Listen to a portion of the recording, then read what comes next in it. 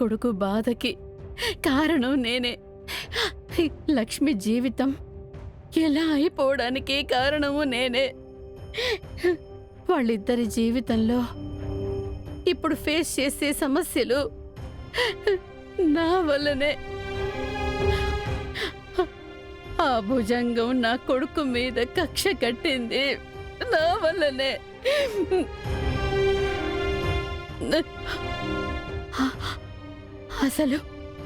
అసలు నేనే లేకపోతే ఆ భుజంగం పెడదా నా కొడుకు ఉండదు.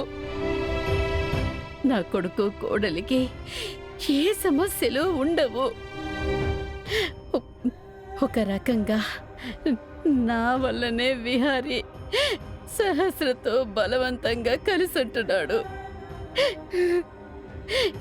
నేనే లేకపోతే లక్ష్మీ విహారీలిద్దరూ అన్యోన్యంగా ఉంటారు.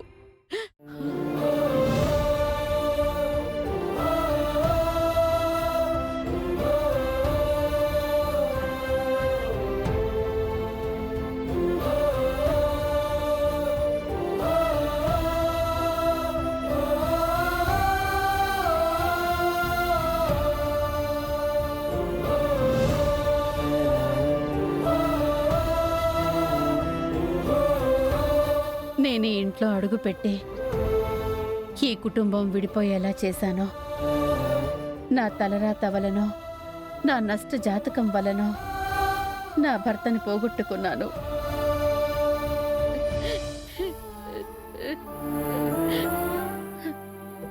ఇప్పుడు కొడుకు జీవితంలో కూడా నా వల్లనే సమస్యలు వస్తున్నాయి.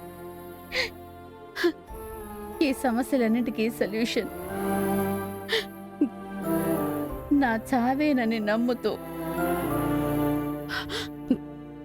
నేను మీ అందరి నుంచి శాశ్వతంగా దూరం అవుదామని నిశ్చయించుకున్నాను.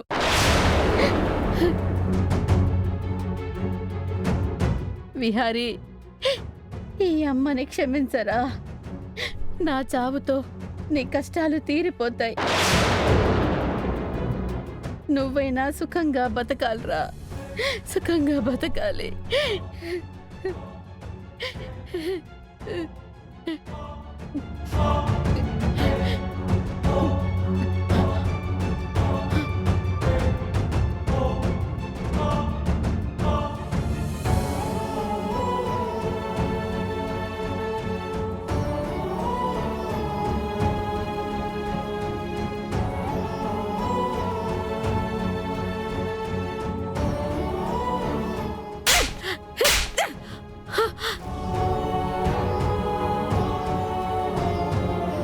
అసలు ఆ భుజంగం అనేవాడే లేకపోతే ఆ రోజు ప్రెస్ మీట్లో నువ్వు నా భార్యవని, మన మధ్య బంధం గురించి ఈ ప్రపంచం మొత్తానికి తెలిసిపోయేది.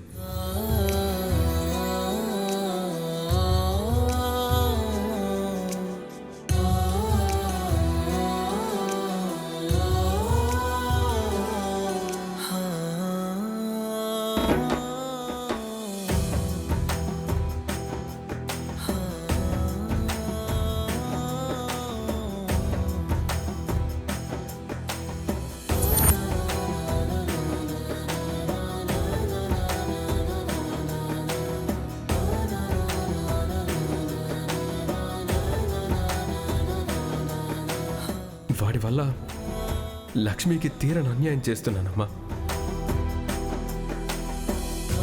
వాడెప్పుడు నిన్ను టార్గెట్ చేస్తాడోనని భయంతో చాలా సతమతమైపోతున్నానమ్మా.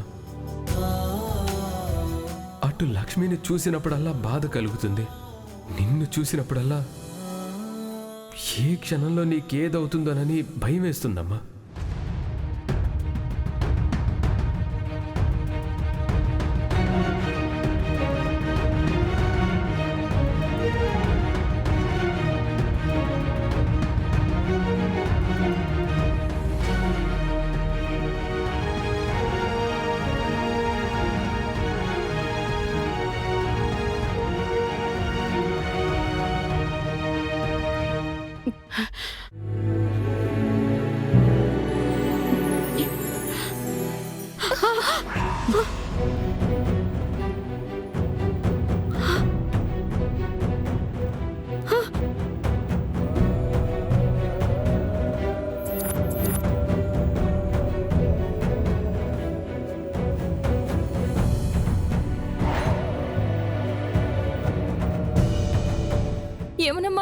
ఏం చేస్తున్నారమ్మా మీరు?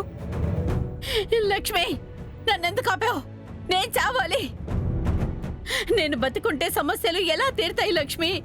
నేను చావాలి. ఏంటమ్మా, ఏం మాట్లాడుతున్నారమ్మా మీరు? మీరు చావడం ఏంటి? మీ వల్ల ఎవరికి సమస్యలున్నాయమ్మా? అసలు మీరు ఇలాంటి పని చేయడం ఏంటి? లేదు లక్ష్మి, ఈ ఇంట్లో ఉన్న సమస్యలన్నింటికీ కారణం నేను చేస్తేనే విహారికి సమస్యలు తీరి నీతో చక్కగా కాపురం చేస్తాడు. మీరిద్దరూ ఆనందంగా ఉంటారు.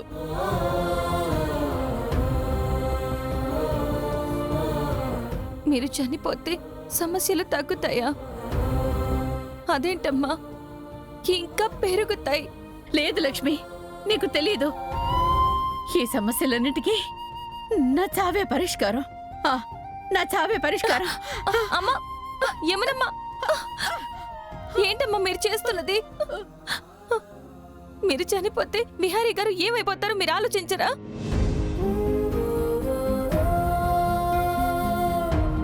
విహారీ గారికి ఎలాగో నాన్న లేరు. ఇప్పుడు మీరు కూడా చనిపోయి విహారీ గారిని అనాథం చేస్తారా?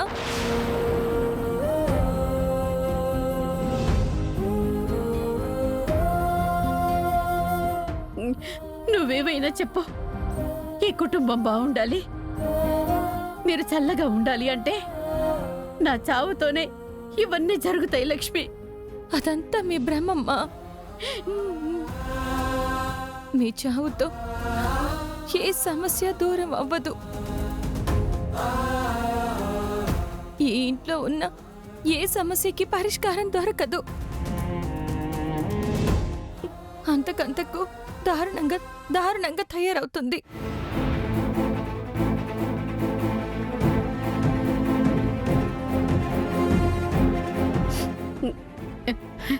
లేదు లక్ష్మి, నాకు నువ్వు నచ్చ చెప్పాలని చూడకు. యమునమ్మా, ఈ కుటుంబం అంతా కలిసి ఉండడానికి కారణమే మీరు. నేనా? అవునమ్మా, మీకోసమే కదా విహారీ గారు విడిపోయిన ఈ కుటుంబాన్ని కలపాలని కంకణం కట్టుకున్నారు. ఇప్పటికీ ఈ కుటుంబం విడిపోకుండా ఉంది అంటే దానికి కారణం కూడా మీరే అమ్మా. మీకు ఎన్ని అవమానాలు జరిగినా, మిమ్మల్ని ఎన్ని మాటలు అన్నా సరే ఓపికతో ఓర్పుతో తట్టుకున్నారు.